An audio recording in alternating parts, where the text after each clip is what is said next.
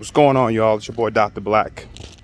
I'm taking you on a walk with me. See, in between doing my job, sometimes I get a little break and I like to go get some steps in and, try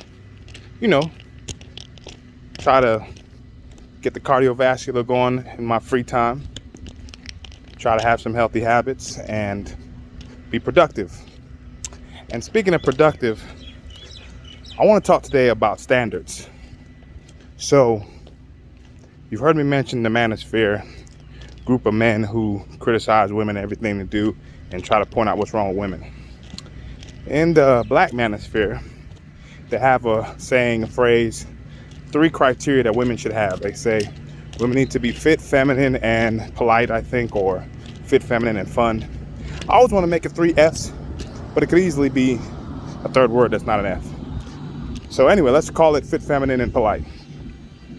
And it made me think, if women have 3 important criteria to be relevant to a man, men have created this standard, then what is the standard that the men have created for themselves? For example, I've never heard once in the black manosphere in any of the shows that I've been hosted on or guest on or interviewed on or had a chance to speak, I've never heard the men say what their standards are. I've never heard the men say, I don't know, let's replace feminine with gentleman and say that to be a reasonable man, to be a man who deserves a woman's time, you have to be fit, gentleman, and polite. I'm pretty sure that's not a standard. I'm pretty sure that the men have no standards for themselves. At best, a couple of the guys in this space will say, well, I'm not a pookie. And a pookie's a guy who's got a bunch of kids, not handling his business, maybe unemployed, messing with girls, but not being a good teammate. And I find it funny that people have standards for others and not standards for themselves. I personally don't think that you're a mature adult or your opinion has value if you can point fingers at others instead of starting with yourself. You all have heard me say already that one of my sayings is, the solution to 99% of your problems in life start with self. That means that you have to take personal responsibility and you have to look within of solutions that you can make, changes that you can make before you start to look outward. A famous saying goes, you have a far better chance of changing yourself than you do of changing the world. Yet again, another reference to personal responsibility. I already said in one of my other videos recently that, leadership is about solutions. It's not about pointing fingers. It's not about criticizing. Yesterday, we talked about criticism versus constructive criticism, and it all has to do with solutions. And all the time that I've been exposed to the manosphere, I don't hear solutions. I hear criticism. Women are this, women are that, women are wrong for this, women are wrong for that. And anyone can point out something wrong.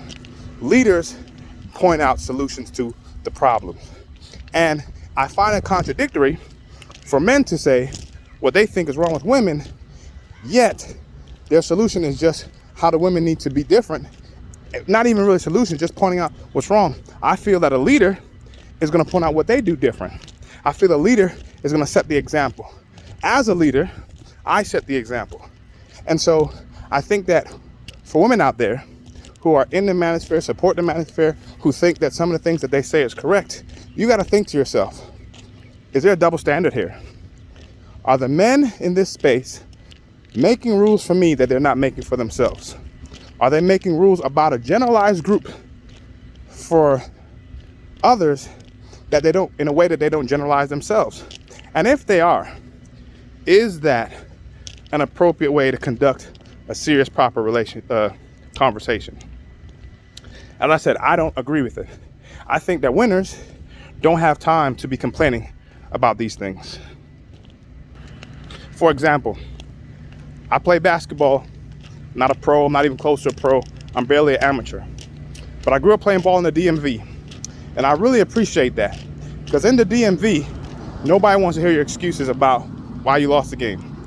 In the DMV, it's about winning and losing. The winners talk smack, hell, the losers talk smack, but at the end of the day, the conversation's over with, you took an L. So you have a choice.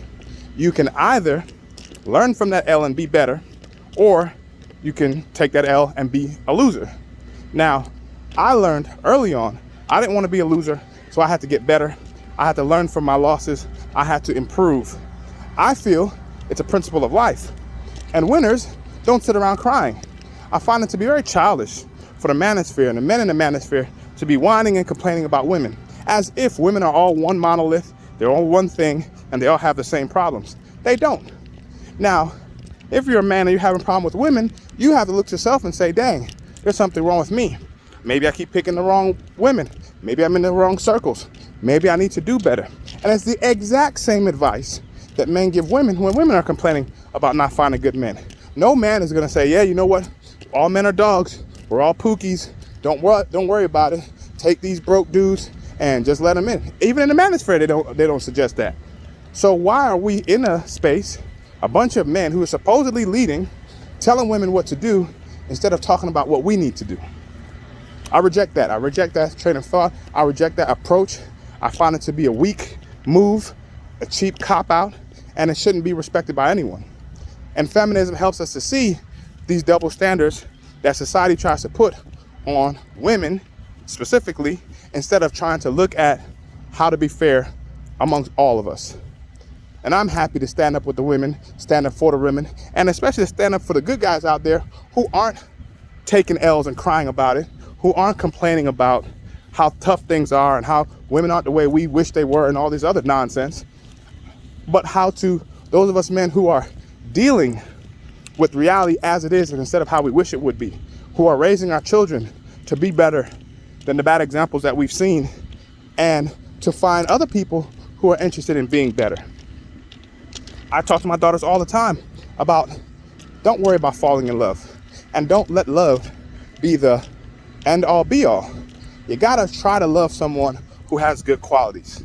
You may naturally be in love or drawn to someone who is not yet ready to be responsible or who doesn't have good qualities, but it doesn't have to end there. You can choose, if you will keep going on in a relationship, to find more than just love instead of letting love drag you down. Because guess how you feel when you're getting divorced? You don't have that same love story. And so people who are getting into romantic relationships need to consider the fairness, the honesty, the truth, and the standards. Yet again, the standards that you have. We should all have high standards for ourselves. We should all live up to those high standards, and we should all associate with people who also aspire to high standards. Even if they haven't reached it yet, you should at least bare minimal associate with people with high standards. And the people who are doing that don't have time to whine and complain about people who don't have high standards. You're never going to hear Bill Gates, Zuckerberg, Bezos complaining about how tough it is in the poor white community. They're not going to talk to you about West Virginians and how broke they are, how they are one of the poorest groups of people in the Union, the Appalachian hillbillies and poverty-stricken white people. You're never going to hear the richest white people talk about them. But yet we're always encouraging black people to talk about poor black people. Why is that? Winners don't spend their time that way. That is not what winners do. Losers do that.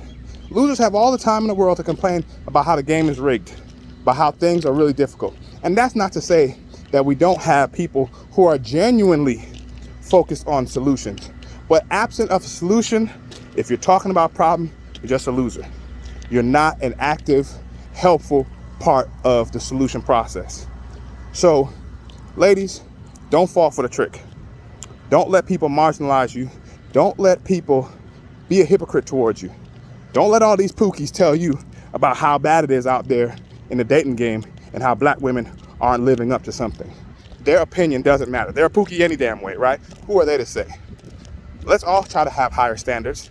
Let's conduct ourselves in the best way possible, and let's be better if we want to be. And for the people who don't want to be, the people who are exercising their human right to do as they please, their First Amendment right to talk the way they talk, leave them alone. What does it matter? If you're winning, if you're working on yourself, if you're being fit, hitting the gym regularly, how do you have time to worry about the people who aren't hitting the gym? If you're classy, gentleman, feminine woman, how are you making time to worry about people who don't have basic common etiquette? If you're polite, man or woman, how do you make time to care about all the people who aren't as polite as you are. You're a professional. You're focused on your business. You're focused on that next raise. You're focused on taking the class that you got to take to get that raise. You're focused on doing what you got to do to get to the next step.